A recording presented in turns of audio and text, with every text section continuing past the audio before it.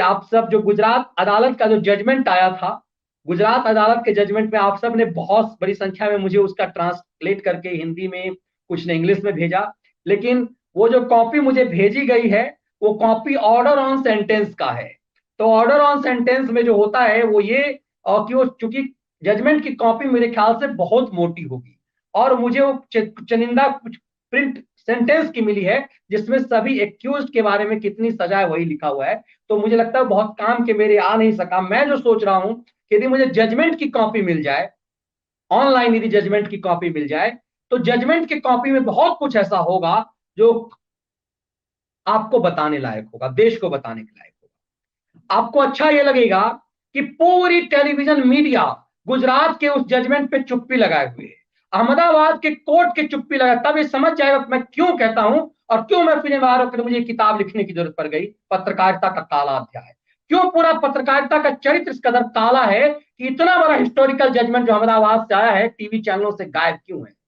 अहमदाबाद के रिपोर्टर तो कर रहे होंगे, अहमदाबाद के अखबारों में तो छप रहा होगा। आप सबसे एक आग्रह है कि अहमदाबाद के हिंदी अखबारों में यदि पूरा विस्तार छपा है, और बहुत बड़ी संख्या में गुजराती साथी मेरे साथ हैं, अहमद हर्षवर्धन जी भी गुजरात अहमदाबाद से ही हैं, बहुत सारे साथी हैं। आप सबसे आग्रह है कि चूंकि मैं गुजराती नहीं पढ़ सकता, तो आपको यदि गुजरात के हिंदी संस्करण में अभी रेगुलर छप रहा होगा वहां के अखबारों में, मुझे पूरा भरोसा है कि वहां के अखबारों में छप रहा होगा, तो उसकी मुझे स्क्रीनशॉट भी यदि आप मुझे भेजेंगे तो उससे भी काम चलेगा।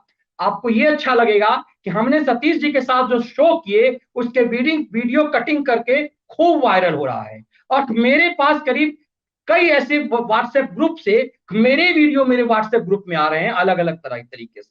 तो ये अच्छा लग रहा है कि सतीश जी ने जो विश्लेषण मेरे साथ किया, या फिर मैंने 4 शो टोटल किए हैं उस अहमदाबाद के जजमेंट की, और पूरी मीडिया से वो खबर गायब है। कमाल की बात यह है, दुनिया के इतिहास में पहली बार 38 लोगों को फांसी की सजा हुई और टेलीविजन चैनलों से गायब है। क्यों? क्योंकि राहुल गांधी के लिए मुद्दा नहीं है, प्रियंका वाड्रा इस पे चुप है, राहुल गांधी चुप है, अरविंद केजरीवाल चुप है, अखिलेश यादव चुप है, पूरा हर किसी को जिसमें इसे तुष्टिकरण का वोट लगता है, हर कोई चुप है।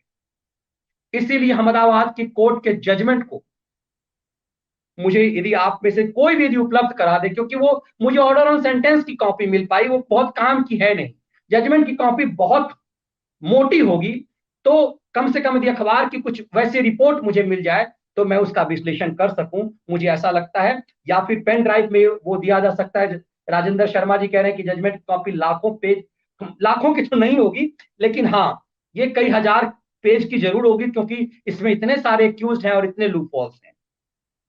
तो मुझे लगता है आज न कल उपलब्ध होगा, और इस पे मैं निश्चित रूप से मेहनत करके इस पे काम करूंगा, क्योंकि वो राष्ट्रहित का से जुड़ा हुआ एक फैसला है। और इसीलिए तब समझ में आएगा कि आतंकवाद को लेकर के प्रियंका वाड्रा ने क्यों कहा कि बकवास है।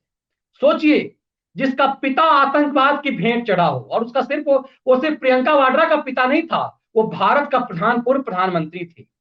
श्रीमती इंदिरा गांधी, जिसकी दादी आतंकवाद की भेंट चढ़ी हो, वो सिर्फ प्रियंका वाड्रा की दादी नहीं थी, वो भारत की सिटिंग प्राइम मिनिस्टर थी। उनकी हत्या आतंकवाद की भेंट चढ़ी, और इनकी दादी थी वो सगी दादी, और ये कह रही है कि बकवास है, आतंकवाद बकवास है। इसलिए क्योंकि इस पे तुष्टिकरण का वोट है। और घटिया राजनीति किस कदर होती है कि आतंकवाद ये के साथ जिसने प्रियंका के बाप को मारा, वो प्रियंका उससे मिलने गई, ये भूल करके कि राजीव गांधी सिर्फ उसका बाप नहीं, इस देश का पूर्व प्रधानमंत्री है। और उसके अपराधी को छुड़वाने के लिए सोनिया गांधी ने कई तरह के राजनीतिक प्रपंच चले। ये राजीव गांधी सिर्फ सोनिया गांधी के पति नहीं थे, और वो इसलिए नहीं मारे गए कि सोनिया गांधी के पति थे। वो भारत के प्रधानमंत्री के पद पे रहते हुए लिट्टे को मामले को लेकर के जो गलत सही जो कुछ भी किया, उसके परिणति में मारा गया। तो वो राजीव गांधी की, भारत के पूर्व प्रधानमंत्री की हत्या थी। श्रीमती इंदिरा गांधी उनकी सिर्फ दादी और उनकी सास नहीं है, वो भारत की पूर्व प्रधानमंत्री हैं, और देश की सबसे पावरफुल उस समय तक प्राइम मिनिस्टर थी वो। उनकी हत्या हुई है। उनकी हत्या को इन लोगों ने अपने वोट बैंक की राजनीति के लिए कह दिया। क्या कह दिया? कि बकवास मामला है। पब्लिसिटी कहती है बकवास मामला है। इसीलिए देश की जनता उन्हें सजा दे रही है। आगे आगे देखिए होता है क्या।